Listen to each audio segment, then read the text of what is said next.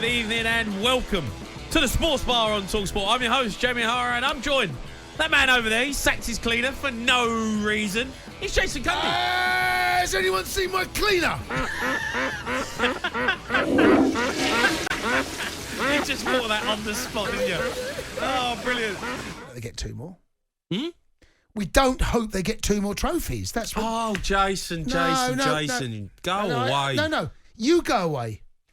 No, you go away. No, tell you, you go away. I'm bored of your honesty, your bitterness towards Chelsea. I've had enough of it for one season, you go mate. away. Honestly. I'm bored of your naivety. It's just, come on, mate. They're the best team in the world. If they win the treble, it's an amazing achievement. No, I congratulate them. I absolutely respect them. But I don't want to win it. What are you going on about? I don't want them to win it. Just because your mob have won nothing and you're all over the gaff.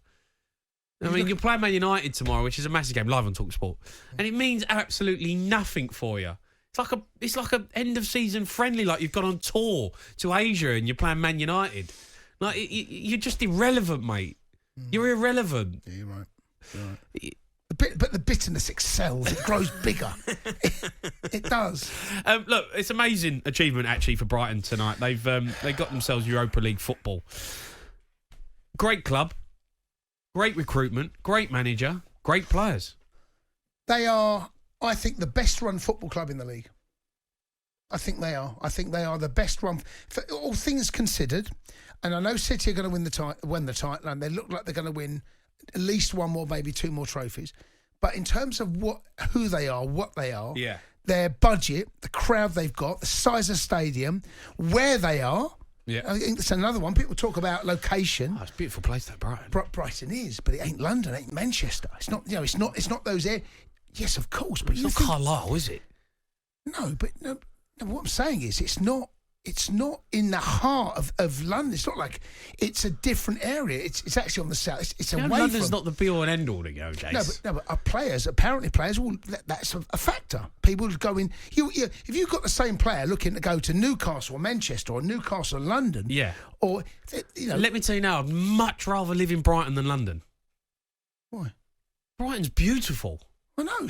Oh, listen. Oh, there we go. It is a beautiful place. Repeat that back to me. I would 100% much rather live in Brighton than London. You'd rather live in London than Brighton? Brighton? Have you been to Brighton? I've got one of my best mates lives in Brighton. I know Brighton very well. All the little cobbled roads, all the little cobbled alleyways. Brilliant down there. It is. Beautiful. Lovely houses overlooking the sea. You live in London. You can get that in Carlisle. It takes you 2 hours to get a taxi into the office. Scarborough. But what I'm saying is, it's a club that's been going through. You go back to 15, 20 years ago. They didn't have their own ground. Now look at them. They're a brilliant run club. Their recruitment is second to none. Their business model is. I don't think there's a better business model. I think Brighton are just. Yeah. And it's not just that. It's the brand of football. But they've got a problem now, though. Because they are in the Europa League, which is a massive achievement for the football club. Yeah. You can't sell your best players if you want to compete with the best. Well, this is the business model. They are. Do they have to change the business model? There might come a time, but right now, buying players at a low price and selling them on for huge profit. There's been a number of those players over the year, and managers, by the way. You look what happened with Part. I know only too well, but it's. I don't see how the club can move forward if they don't sell players. They have to sell players to move forward again, to reinvest. And there's this continual conveyor belt of buying low, selling high, continuing that, and then bringing in managers like De Zerbi and doing it. It's just a brilliantly run club. And then the brand of football and the results. We watched that. Listen, I would love to have seen that game about 5 weeks ago, actually. Yeah. When there was something got it for Man City. Where both sides really, really needed something. Yeah. And I'm not saying that it would have been different because I think that Brighton have shown they're a very good side. But it suited both. The title's over. A point for Brighton. It kind of suited both a bit. Mm-hmm. But I think there's like a little bit of an amuse-bouche. An amuse-bouche? An amuse-bouche. What's that? That was an amuse-bouche of what we get. What's an amuse-bouche? Explain. An amuse-bouche is what you get before you get the main course. You get that little just come down. An amuse-bouche? That's an amuse-bouche. I've never heard of that, ever. Yes. A starter? It's not quite a start. I think it's a little bit before. So you get that? They bring you these little. You know, sometimes restaurants they bring you these little spoons of stuff. You go, and it goes within like that half a second. Yeah. I think that's what it was. And a amuse-bouche. Is that what that game was? Well, I mean, basically, if that game there, if we can see that game next season, sometime in October, where both sides are starting to go through the gears, and you'll see the best of them. That's what I mean. Yep. An amuse-bouche. An amuse-bouche. All right, let's go to Jack, who's a Brighton fan. All right, Jack. Jack. Hello. All right, Jack. All right, Jack. How are you? How you feeling? Jamie, Jason, how are you? I'm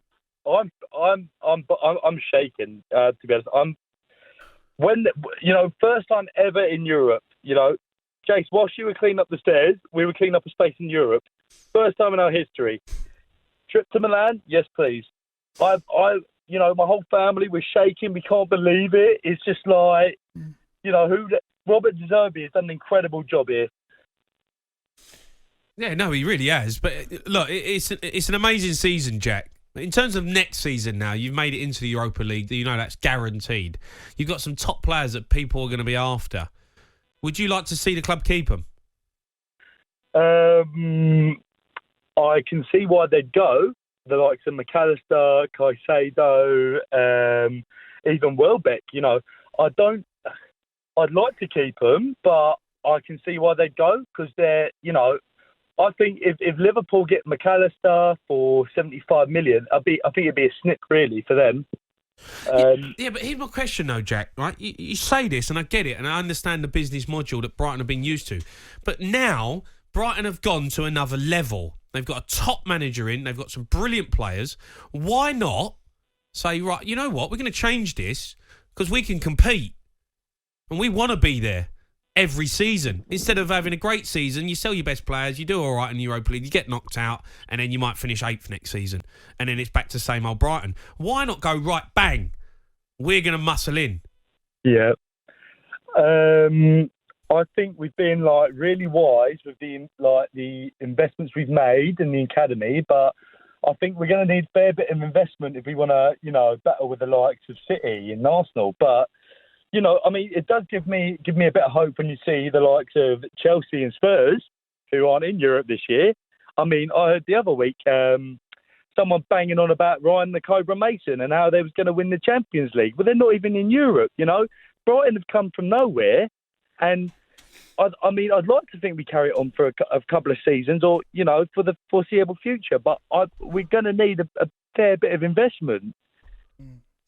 Yeah, and that's the conundrum that the hierarchy at Brighton are going to have to, Tony Bloom and his gang are going to have to work out. But I think that we are looking at a side that have planned for selling players. Yeah.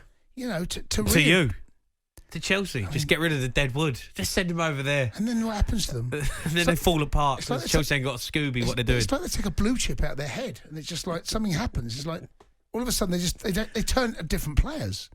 But there's no doubt about it. They got a World Cup winner. When was World Cup winner at Brighton?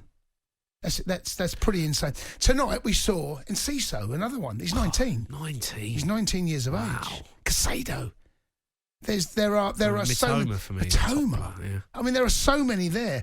They can probably afford to move some of these players on. I don't think they can though, Jace. Yeah, but Jay, you can't. It's Brighton. Whatever you say, you can't. It's Brighton, Jay. But that's the question I'm asking. Jay, it's Brighton, mate. Right, but it's Brighton. All right, what do you mean? It's Brighton. Look at Southampton. Oh, it's Southampton. Yeah, where they sell the best players. Now look at them. They're in the Championship. But there is. When it comes the point when you go, well, no, we're not just Brighton. Well, they proved that actually. Brighton in the January transfer window, Caicedo, Chelsea were interested, Arsenal were interested. They said no. They said no, you're not going. You sign a new contract and you stay. He got his act together and now look what he's doing.